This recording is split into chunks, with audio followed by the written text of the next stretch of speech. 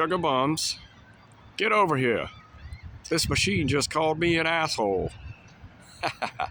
Hey guys, what's up? The real Michael J. Checking back in with you with part 3 of my set locations tour for the 1986 sci-fi horror, sci-fi comedy, Stephen King genius, badass, rockin', locally shot film to the Wilmington area, Maximum Overdrive. Now, I wanted to save the best for last. This is probably my favorite set piece from the film. You are looking at the Isabel Holmes Bridge. This is the bridge, the original bridge going into downtown Wilmington, and it has always fascinated me and just been a piece of architectural genius. I just love this bridge. Even as a young kid, I just thought it was the coolest thing.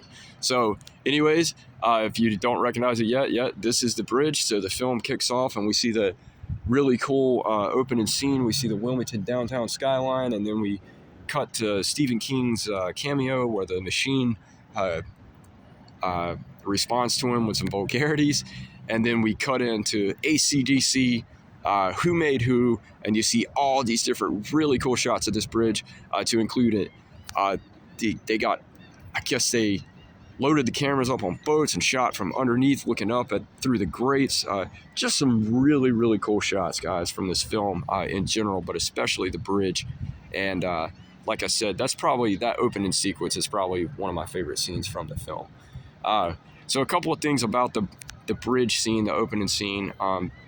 My wife and I sat down and watched the movie last night because I was so stoked and I had such a great time riding around finding the sets yesterday and talking to some folks that kind of knew what I was doing, and I see people do this on the regular, and it was pretty cool to hear some stories.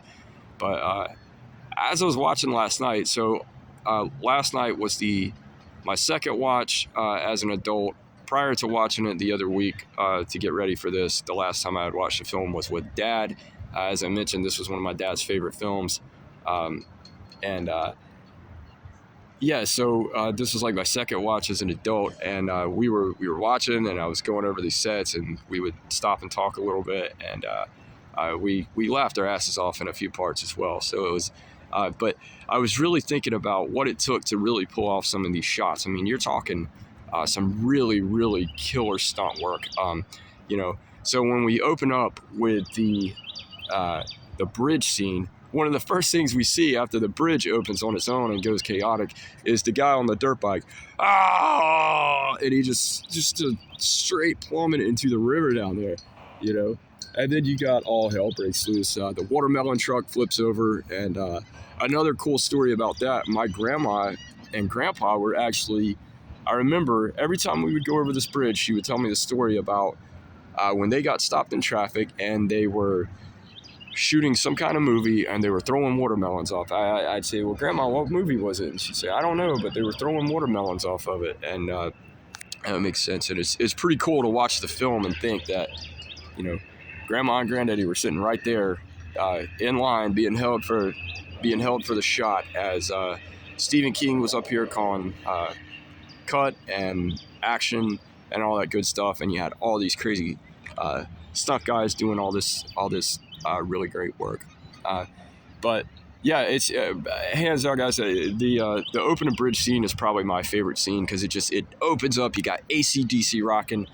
It really just sets the pace of the film, and to open a film where Wilmington plays itself, and you see the Wilmington skyline, and then you see the old Isabel Holmes kick off.